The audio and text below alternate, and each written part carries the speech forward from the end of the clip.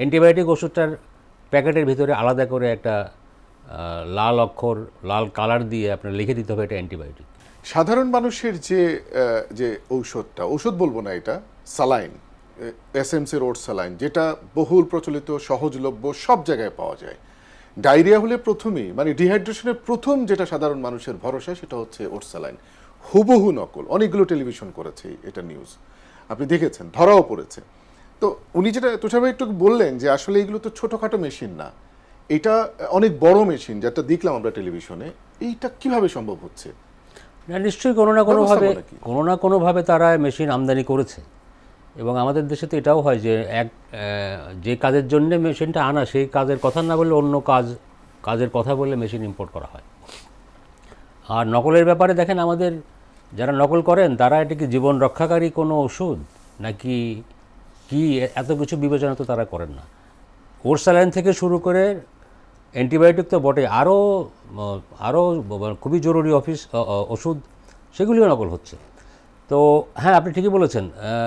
তুষার ভাই যেটা এর আগে বলছিলেন যে মানে আইনশৃঙ্খলা বাহিনীর, রক্ষাকারী বাহিনীর অ্যাকশন বা ব্যবস্থা নেওয়া। আমি তো ধরেন দীর্ঘদিন ধরে নিউজের সাথে কাজ করি। আমি খুব কমই এরকম নিউজ পেয়েছি যে পুলিশ বা র্যাব অভিযান চালিয়ে কিছু নকল ওষুধ জব্দ করেছে। এটা খুবই কালে ভদ্রে হয়। মানে আমি বলতে চাচ্ছি যে যে হারে নকল হয়, যে পরিসংখ্যান আপনি দিলেন, যে হারে নকল হয় সেই তুলনায় ব্যবস্থা নেওয়া হয় না। যে কারণে আর যে কারণে এটা এনকারেজ হয় তারা যারা নকল করে।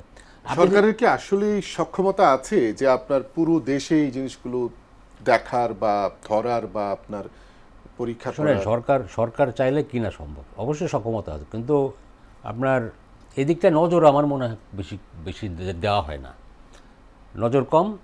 আর যদি আপনি নকলও বাদ দেন, আপনি যদি ধরেন, আমি জানি না এটা, তুষার ভাই তো গণমাধ্যম ব্যক্তিত্ব ছাড়া তিনি নিজে একজন ডক্টর।